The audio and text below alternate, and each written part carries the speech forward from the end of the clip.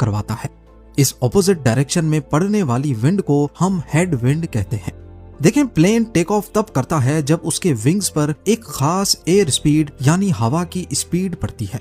Wings पर पड़ने वाली ये एयर स्पीड सिर्फ दो तरीकों से ही पैदा हो सकती है, या तो उस वक्त नेचुरली हवा बहुत तेज हो या फिर प्लेन को इंजन की मदद से आगे पुश किया जाए।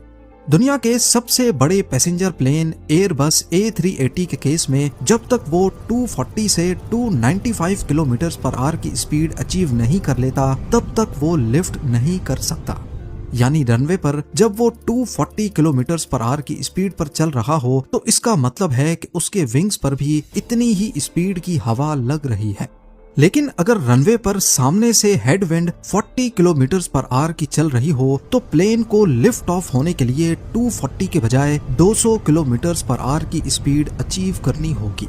क्योंकि सामने से विंड आ रही है 40, प्लेन की स्पीड है 200, तो विंग्स पर टोटल एयर स्पीड हो जाएगी 240 किलोमीटर पर आवर। यानी वो हेड विंड ही है जिसकी वजह से प्लेन का टेक ऑफ कुछ सेकंड्स पहले हो जाएगा, वो भी कम पावर में। और बिल्कुल ऐसा ही लैंडिंग के वक्त भी होता है। अगर सामने से हेडविंड चल रही हो तो प्लेन की जमीन के मुकाबले में रफ्तार, जिसे ग्राउंड स्पीड कहते हैं, कम हो जाती है, जिससे लैंडिंग इंतहाई स्मूथ होती है। लेकिन अगर सामने से कोई हवा ना हो तो प्लेन जमीन के मुकाबले बहुत तेज आएगा।